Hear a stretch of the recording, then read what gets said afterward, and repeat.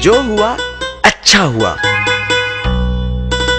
कहीं किसी देश के एक राजा का वजीर हमेशा यही कहता रहता था, जो हुआ अच्छा हुआ। एक दिन जब उसके बेटे की टांग किसी दुर्घटना में चोटिल हो गई तो भी एकाएक उसके मुंह से फिर निकला, जो हुआ अच्छा हुआ।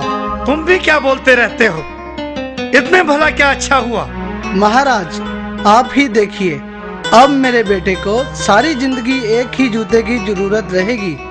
जूतों का सारी जिंदगी के लिए खर्चा आधा हो गया। जो हुआ अच्छा हुआ। राजा निरुत्तर हो गया।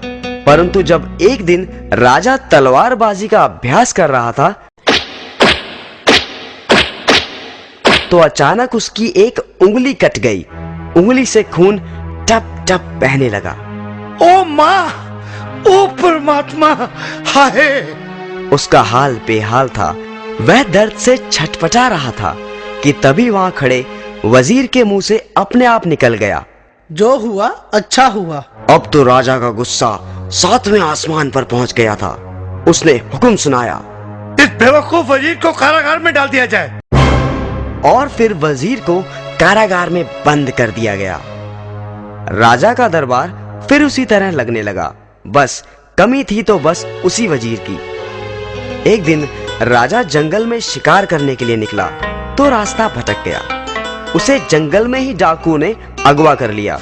वे डाकू अपने देवता को खुश करने के लिए उसकी बलि देना चाहते थे। वो राजा को अपने पुजारी के पास ले गए। जब उसकी बलि देने के लिए तलवार उठाई गई तो अचानक किसी की नजर राजा की कटी हुई उंगली की तरफ आन पड़ी। वह बोला, सरदार, ये हम क्या कर रहे हैं?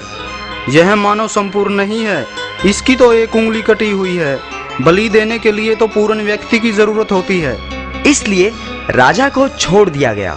वह वजीर के पास पहुंचा और वजीर को छोड़ दिया। और फिर राजा ने उसे बताया कि उसके साथ क्या घटा था।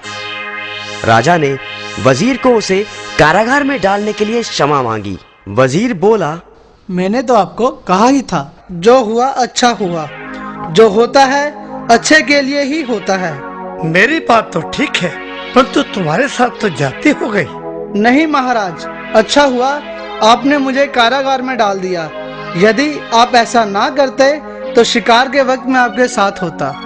डाकू आपको तो छोड़ देते, परंतु मेरी तो बलि चढ़ जाती। इसलिए जो हुआ अच्छा हुआ। हाँ, तुम ठीक ही कहते हो। जो होता है भले के लिए ही होता है।